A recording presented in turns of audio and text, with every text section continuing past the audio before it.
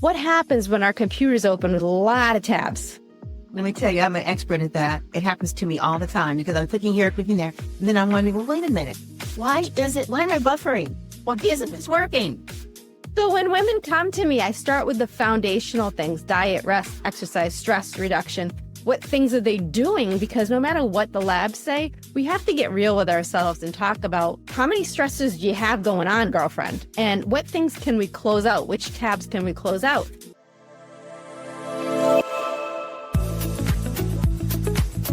Hi, I'm Glennis Woods Mullins, and I love to help women to vibe, to be more vibrant, intuitive, beautiful, and empowered in midlife. So come on, let's vibe.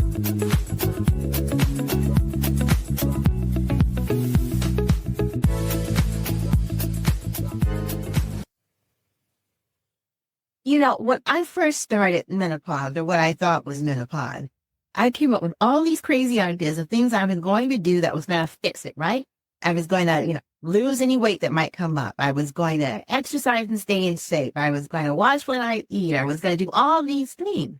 And that was before even the symptoms started. The funny thing is that when I entered into menopause, I had hardly no symptoms, hot flashes. That was about it.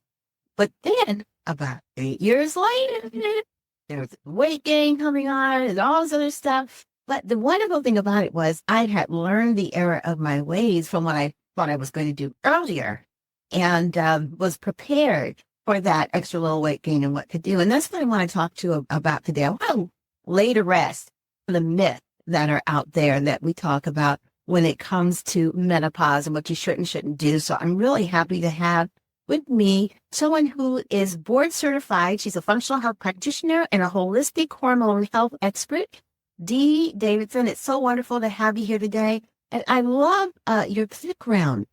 You are just seeped very deep in the whole idea of holistic wellness.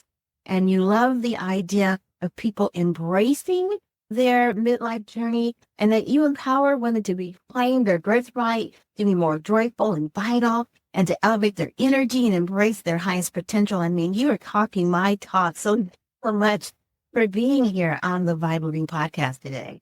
Thank you so much for having me. I knew when we first connected, we were definitely going to align very well and have lots to share.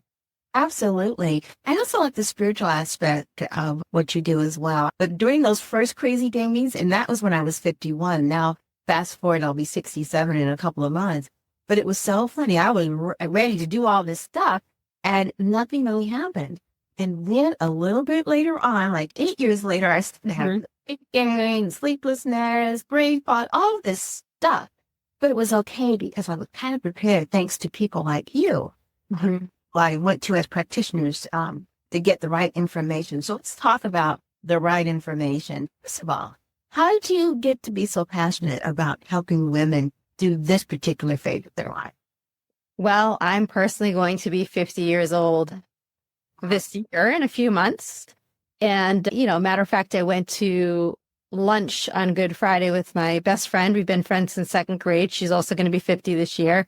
And she said, I am so sick and tired of women talking about perimenopause and menopause and blaming everything on the fact that they're in this stage of life. So my hormone health journey and love for hormone health has gone over 2 decades. It really started with infertility and then weight gain that I had post-infertility treatments. I was working out, eating healthy, and had to learn how to rebalance my hormones just due to the shock of all the drugs and the stress that I went through. And now, fast forward, I just get a lot of inquiries from all the women in my circle and my demographic in regard to hormone health and menopause and perimenopause. A lot of people don't realize that menopause starts really 15 years before menopause really shows up, as you were saying. And so I walk the talk, I like to say. And so I'm a living example that you don't have to just take on this identity of menopause did this to me. And that's become my main demographic now, is women who are experiencing those changes and uncomfortable and not understanding their body anymore. I think we attract the stage that we're in, right? That's how we help people. Absolutely. Let's talk a little bit about some of the myths that are out there about menopause that have been scientifically proven not to be true. Let's start with exercise, which I think is huge. In fact, one of my dearest friends I think she's 55 now, and she's one of those go hard exercise people. And she's as thin as a rail, in fact, almost too thin. In fact, she told me that she thinks that she might be addicted to exercise, and so she's going to seek counseling because I think she might be. But is that what we need to do? Do we need to go hard, train like we're doing a marathon or going to be, running track or any of that? What's really happening with this whole exercise thing? Yes, and you are talking to someone who may have had an issue with exercise like your friend. I remember times of saying, oh, I'm having a really rough day. And people think that exercise is stress relief, which it can be if used in a healthy way. However, if you over-exercise or if you're not embracing the other stresses that you may already have going on, it can certainly hurt where you're at with your hormones and cortisol. I was doing 3 boot camps a week, Monday, Wednesday, Friday. I was training the other 2 days. And I will tell you, I was tired at night. And some women just think, we're women and we go. We take care of families and businesses and everyone but ourselves sometimes. I just thought I was just tired at night because I was busy and I'm a single mom of 2 boys. And when I went through my functional health practitioner course, I had to be my own first client. So I had to do the tests on myself. And I was shocked because here I was and going to the gym on a fasted state because I was told, well, you'll burn more fat. Well, in essence, the science and the data doesn't lie. When I did my hormone testing, my cortisol was tanked. So I had put myself into adrenal fatigue. And that's certainly not going to help any of the symptoms of the fact that you are changing. Your hormones are changing with the change of life. But I describe it as having, your computer open with lots of open tabs, right? What happens when our computer's open with a lot of tabs? Let me tell you, I'm an expert at that. It happens to me all the time because I'm clicking here, clicking there, clicking there. And then I'm wondering, well, wait a minute. Why am I buffering? Why isn't this working? So look at this behind the windows. And I'm like, oh, okay. Yeah. So when women come to me, I start with the foundational things: diet, rest, exercise, stress reduction. What things are they doing? Because no matter what the labs say, we have to get real with ourselves and talk about how many stresses do you have going on, girlfriend? And what things can we close out? Which tabs can we close out? And sometimes exercise has to be one of those things that it might just be, for 6 months, all I could do was walking and yoga, which drove me crazy. But my labs just, uncovered or revealed that I was in this exhaustive phase. It's literally called exhaustive. And so I'm glad that the good Lord gave me this blessing of saying, hey, you can't keep doing this. And I could change things around. But exercise, and the sad thing is when we go to the doctor, that's what they tell us, right? Exercise more, eat less. Not necessarily much more to this picture. I'm a big believer in joyful movement. I also have a lot of ladies who don't even like boot camps or CrossFit or spinning, but they force themselves to go because they've been told that that's what's going to help them maintain their weight and get through this time, which is so not true. Your cells are listening. So if you're not happy up here and in here, your cells are listening and you're going to get the opposite effect. You're again, spiking cortisol, bringing out bad energy when we talk about vibes, right? You're working against the current. So joyful exercise, which means that every single day, exercise might be different from you. The person like myself who was stuck on Monday, Wednesday, Friday boot camp can now say, I've had to embrace it and say, I'm really tired today. I had an extra busy day with my family and my business. And so I might do nothing. And ladies, if you don't go to the gym for a week, 2, even a month, a short period of your life, you're not going to all of a sudden gain the 20 pounds. It's the consistency of what we do on a regular basis that matters. Listening to your body is so important. That's why I like to tell my clients that we want to put together a movement regime, not exercise, because exercise conjures up all this other stuff, sweating and not having fun. Now, if that is something that you enjoy doing, then great. But if you don't enjoy doing it, then it's definitely not going to work that way because there's this whole thing about that mind, body, spirit connection going. And that body-wise, you think you're doing great, but mind-wise and spiritually, you're not feeling too good about it. And you can't even listen to your body. So, okay, that's the one myth we just started dispelling. And that is going hard in exercise isn't necessarily what you want to do. You want to do something that you enjoy. Like, for instance, I do my walk about every other day, and I do yoga, and I praise dance for years in my church. And before that, I was classically trained in ballet for years. And that kind of carried on to where I am now. The body has muscle memory. So if you skip a day or two, or as you said, a month, it's not going to be a crazy. Hey, lady. It's really okay to beat up on yourself. And I invite people to just be honest with yourself. Take out a piece of paper and a pen and write down how many stressors you have going on. And those can be external stressors, job, financial, relationships, and hidden stressors. So you might already have some things, thyroid that you're up against, or, other autoimmune disease. You could just have gotten over COVID, whatever those things are. Be honest. Does my body really need this tough workout today? That's true. Just the other day I was on a walk. I was out, I was I said, gee, I feel a little tired. Now, back in the old days, I would have forced myself to do it. But I said, well, I've walked for like 15 minutes. I think that's it for me today. And I'm going to go back home and maybe meditate or rest a little bit because I'm tired. And I can tell you the reason why I was tired. I unfortunately lost 6 people in my life with my none of them were related, or they were accident, all different things. 4 of them were in my age. I'm 67, or will be 67 in a couple of months. And, it was just one of those things. And I was spiritually tired. Listened to my body and my spirit and said, I need rest, because there is strength in giving yourself that time to rest. Let's talk a little bit about that, because one of the other myths with menopause is that, if you're having bad sleep, it's just the hormones. And, there's nothing you can do about that. But I don't think that's really true. Can you talk about that a little bit? No, that is not true. I have a lot of women. I really pride myself in helping women sleep again. It's one of the first things that I actually have really good success rate helping women with. They're really not addressing the things that wake them up at night or keep them up at night.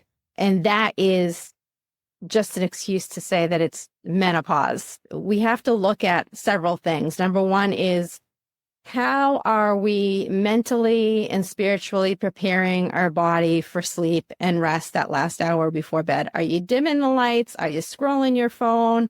Do you have EMF going crazy in your bedroom? Is the temperature right? That's basic 101. But internally, we have to think about, did I eat enough food today?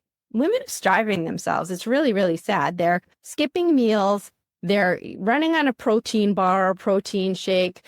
If your body's not well fueled, it's going to show up at night, because the stress, you can't force or fake things to the body.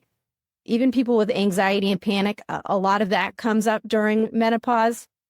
Anything that you subconsciously have sitting there, whether it be you haven't nourished your body, you haven't processed emotions, whatever you think you can trick your body into believing, when you go to sleep and you let go and give it over to the good Lord, it comes up. So cortisol is spiking for some reason. Cortisol is the hormone that makes you wake up in the morning. If cortisol doesn't spike, you're not living anymore. So when you look at what those stressors are, am I eating enough? Did I have sugar, after 6 or 7 o'clock at night? That's going to spike your cortisol. Did I balance my blood sugar throughout the day, eating well-balanced meals? Because again, I talk to women who, they might not be eating terribly, but they might just grab a handful of carrot sticks, and then they're going to have the granola bar, and they think they're eating healthy. They come to me and they'll say, I eat pretty healthy, but they're not eating to balance their blood sugar. And when it comes to menopause, at the top 3, you got to balance your blood sugar. Your body is no longer going to be able to sustain the icky habits that you've had before. Your body needs you to show up. And then the last thing is, internally, things start to show up. So bad bacterias, not to be gross, but parasites. Parasites are very active at night. That's where functional lab testing comes into play. If you have set yourself up for a good night's sleep, if you've journaled or prayed or meditated, and you know that you've emptied out the trash, I say, every day before bed, so that you're not taking that into your sleep, you've regulated your blood sugar throughout the day, and don't drink water up to 2 or 3 hours before bed. That's another thing. We've gone water crazy. We need to be hydrated. But then people are awakening because they have to go to the bathroom and they can't get back to sleep, or they're not getting that nice, restful 7 or 8 hours of sleep. So, if you've done all those things and you're still waking up, likely your body has some hidden stressors. We all can carry parasites, bad bacteria, yeast, all these things to a certain point. And let's get real. At 50, we've lived quite a bit of time and carried things, and now your body might be saying, hey, check under the hood. So those are things that also wake people up at night. But once we clean those things up, and mostly the foundational things, then we see a lot of women restfully sleeping. Better sleep, and all those things are true. And I always tell my clients too that, everybody is different. So you have to figure out within a certain realm what works for you. Mm-hmm. Mm-hmm. I'm one of those people that I need 6 hours of sleep. If I work 5 hours and 59 minutes, it's not enough. 6 hours are fine. Yeah.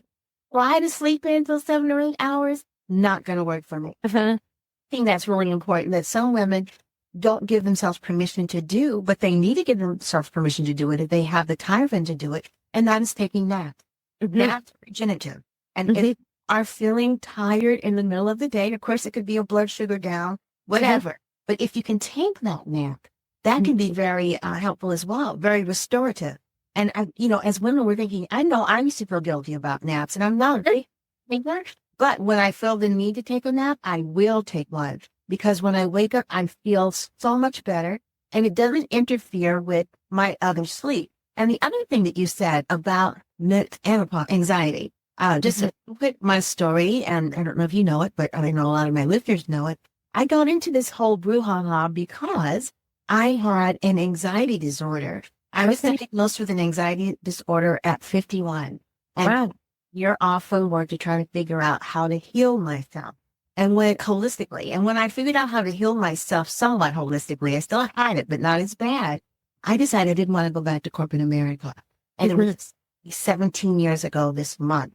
And I have to say it was quite a journey healing holistically from anxiety, because my traditionally trained doctors never mentioned anything about menopausal anxiety. My specialization, and what it came with my wellness clients was all about menopausal anxiety and stress, because it's huge in terms of how it impacts your overall wellness. Once I realized that my anxiety was very much tied to my menopause and the hormones and all of that, that's when I had some aha moments. I like to say that I'm about 99% anxiety free and have been for a while, because I learned how to balance my hormones and to even just address the issue. I mean, they wanted to give me pharmaceuticals for my anxiety. Oh, that's not it. I'm not going to do that, because I know there's something else going on.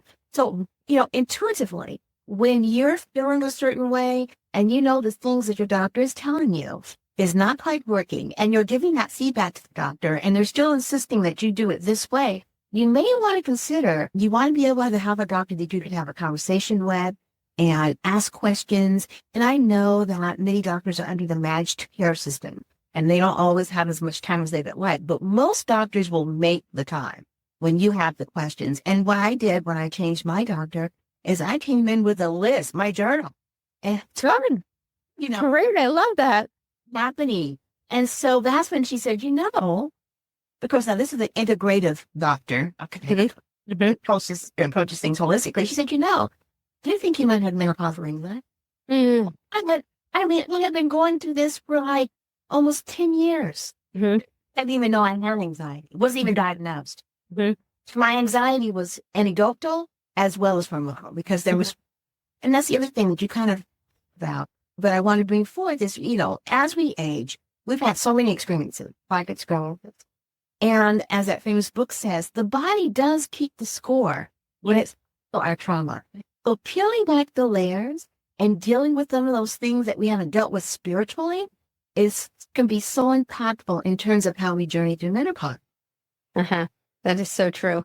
And that is one of the things that I had shared with you, is that hormone health is all of my marketing, right? Every woman age 45 plus thinks if I'm not sleeping, gaining weight, having hot flashes, it's my hormones, which yes, there is a piece to that, but we have to look at the hormones not being the problem. It's what is contributing to your hormones being off balance. And so women come to me with these physical symptoms, especially because I do functional lab testing and I can interpret them and build protocols and all of that good stuff. But the fun part for me is that when they leave, typically 3 or 6 months later, they've looked at those layers and they've really reevaluated what things they have been carrying. And it can be inner child work. And, I have all these people in my toolbox that I refer to, but it could be something from their childhood. It could be they went through a divorce and they thought I'm fine. And I processed that, or limiting beliefs around, something that they were told. But we carry this stuff and store it, and it manifests in our health for sure. It's interesting too, when you talk about the organs, I think we touched upon that.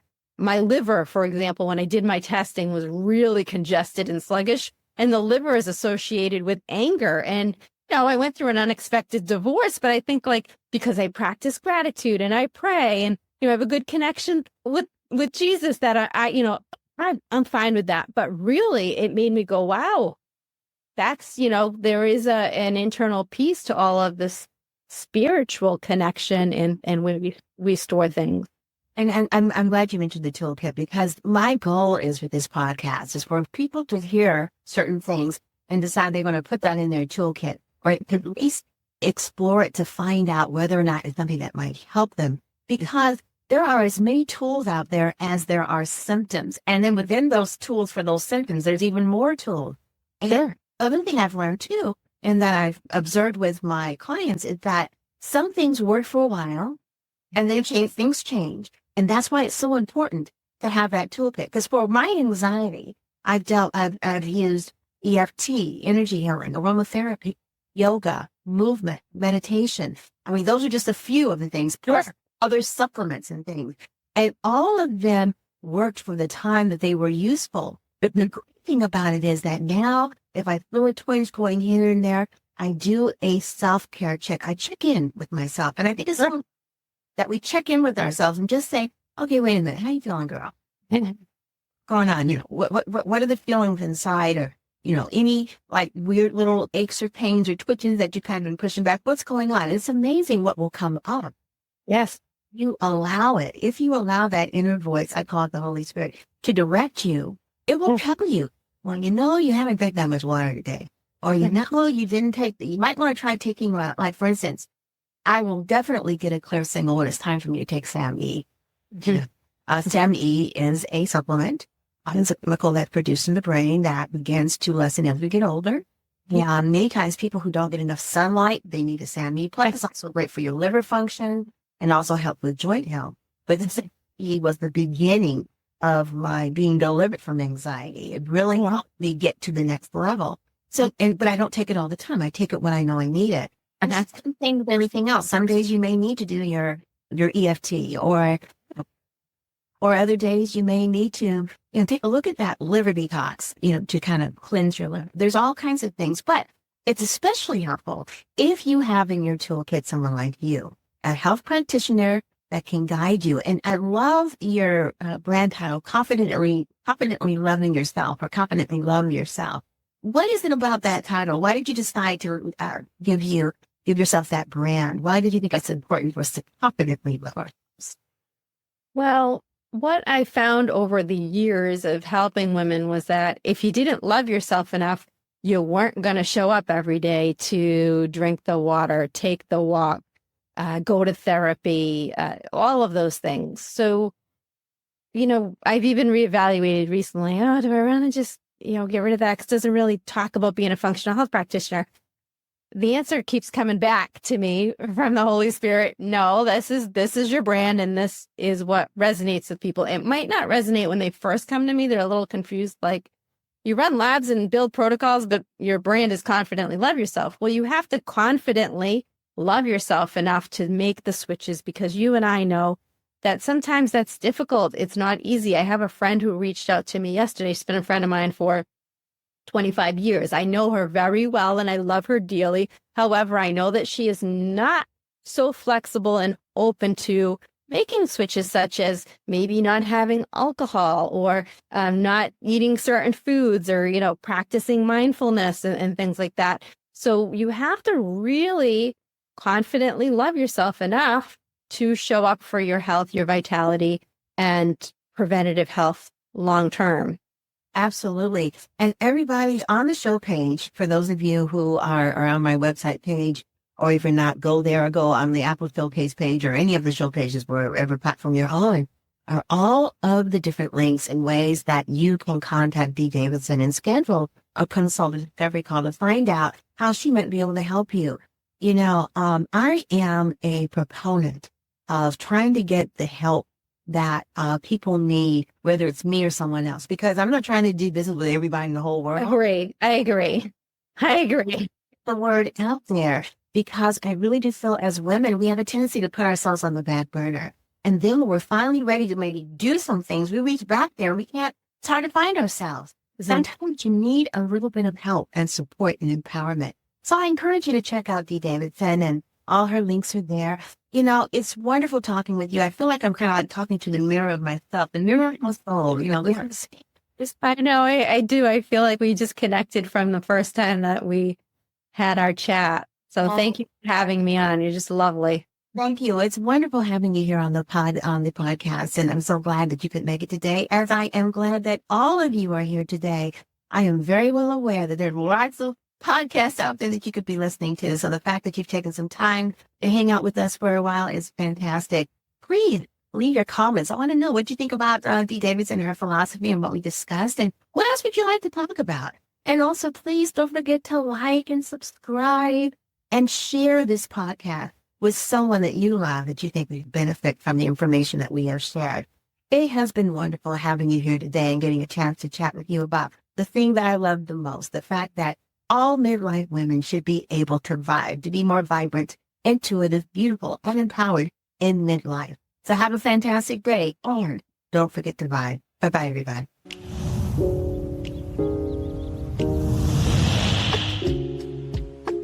Thanks for listening to the V.I.B.E Living Podcast. And don't forget to subscribe, like, and comment, and share this podcast. Have a fantastic day, and don't forget to vibe. Bye-bye, everybody.